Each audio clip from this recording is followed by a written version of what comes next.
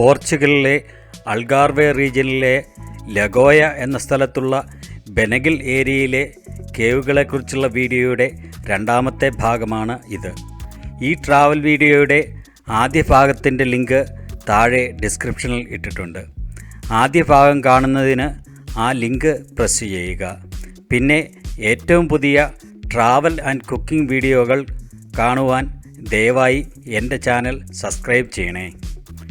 ഇപ്പോൾ ഞങ്ങൾ angry dog കേവിൽ നിന്നും അടുത്ത അട്രാക്ഷനിലേക്ക് പോയിക്കൊണ്ടിരിക്കുകയാണ്.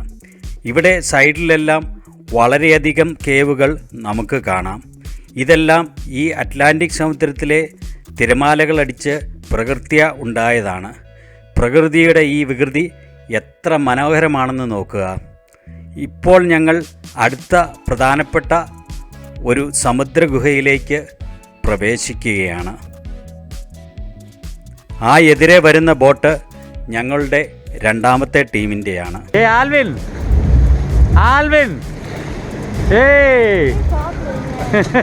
hold on the brake, man. Press down the brake. You are together? Yeah. Lost your cigarettes. Hi. I'm with kayak.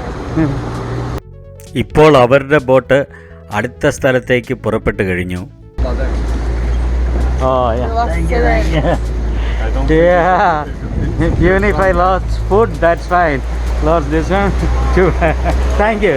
And here we have the clam shield cave. Oh, Clams because in the wall you can see a lot of them, okay? yeah, the white ones are there. Clams more here, more to the back you see them. Oh, ഇതാണ് clamshell cave. ഇതിന് ഈ പേര് വരാൻ കാരണം ഈ പാറകളിൽ വളരെയധികം കക്കാത്തോടുകൾ പറ്റിപ്പിടിച്ചിരിക്കുന്നത് കൊണ്ടാണ്. മുകളിലെ ദ്വാരത്തിലൂടെ കടന്നു വരുന്ന സൂര്യപ്രകാശം ഈ ക്ലാംഷെല്ലുകളെ റിഫ്ലക്റ്റ് ചെയ്യുന്നു. ഇവിടെ സൈഡിലായി ഇടതുവശത്ത് ഒരു പക്ഷി ഇരിക്കുന്നത് കാണാം. ഈ ഗുഹയുടെ മുകളിൽ ആ ദ്വാരത്തിന് ചുറ്റും സുരക്ഷയ്ക്ക് വേണ്ടി വേലി നിർമ്മിച്ചിട്ടുണ്ട്. അവിടെ ഒരാൾ നിൽക്കുന്നത് നമുക്ക് കാണാം. ഇത് അതിൻ്റെ മറ്റൊരു ഓപ്പണിംഗ് ആണ്. ഇപ്പോൾ ഞങ്ങൾ ക്ലാംഷെൽ കേവിൽ നിന്നും പുറത്തേക്ക് കടക്കുകയാണ്. ഞങ്ങളുടെ പിന്നിൽ കയാക്കിൽ വന്നവർ അവിടെ ഇറങ്ങി ഫോട്ടോ എടുക്കുന്നത് കാണാം. മുകളിൽ തലമുട്ടാതെ സൂക്ഷിക്കണം എന്ന് ക്യാപ്റ്റൻ തമാശയായി പറഞ്ഞത് കേട്ട് ഞങ്ങളുടെ കൂടെയുള്ള യാത്രക്കാരി വേഗം തലകുനിക്കുന്നു. നമ്മുടെ മുന്നിൽ 3 പെൺകുട്ടികൾ കയാക്കിൽ തുഴഞ്ഞു പോകുന്നത് നമുക്ക് കാണാം.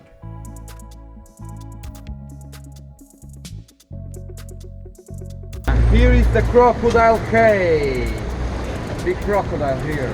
crocodile. Why is it called crocodile? If you look to the right side on the top, you can see the crocodile. Ah. On the top, sir. The right side on the top. Look at me, sir. Look at me. Follow. Oh, yeah, oh, yeah. ഇപ്പോൾ ഞങ്ങൾ പ്രവേശിക്കാൻ പോകുന്നതാണ് crocodile cave. ഇതിന് ഈ പേര് വരാൻ കാരണം ഈ കേവിൻ്റെ പ്രവേശന കവാടത്തിലുള്ള പാറയുടെ മുകളിൽ നാച്ചുറലായി ഉണ്ടായ ഒരു മുതലയുടെ രൂപമാണ്. ഇപ്പോൾ ഞങ്ങൾ ക്രോക്കഡൈൽ കേവിലേക്ക് പ്രവേശിക്കുകയാണ്. സൈഡിൽ കയാക്കിൽ പോകുന്നവർ ഹായ് പറയുന്നുണ്ട്. ഞങ്ങളുടെ മുന്നിൽ ഇതിലേക്ക് പ്രവേശിച്ച ബോട്ട് കടന്നു പോകുവാൻ ഞങ്ങൾ വെയിറ്റ് ചെയ്യുകയായിരുന്നു. ഉള്ളിലേക്ക് പ്രവേശിക്കുമ്പോൾ നല്ല ഇരുട്ടാണ്. അകലെ മുൻപിൽ ഒരു ദ്വാരത്തിലൂടെ പ്രകാശം കടന്നു വരുന്നത് കണ്ടോ? Light at the end of the tunnel എന്ന് പറയുന്നത് പോലെ. ഇവിടെ ഉള്ളിൽ കുറ്റാക്കൂരിരുട്ടാണ്. അവിടെ മുൻപിലുള്ള ദ്വാരത്തിലൂടെ കടന്നു വരുന്ന ചെറിയ പ്രകാശം ഒഴിച്ചാൽ. Someone is standing there, right? Yeah. അവിടെ ഒരാൾ നടന്നു വരുന്നുണ്ട്. ആ കേവിനകത്ത് എക്സ്പ്ലോർ ചെയ്ത്. അവിടെ ആ ചെറിയ ദ്വാരത്തിനടുത്ത് 2 പേർ നിന്ന് ഫോട്ടോ എടുക്കുകയാണ്. അതിൽ ഒരാളുടെ കയ്യിൽ ഒരു ടോർച്ചുണ്ട്. ഇപ്പോൾ ഞങ്ങൾ ക്രോക്കഡൈൽ കേവിൽ നിന്നും യാത്രയാവുകയാണ്. മുകളിൽ ഒരു വലിയ ദ്വാരത്തിലൂടെ സൂര്യപ്രകാശം കടന്നു വരുന്നത് കാണാം.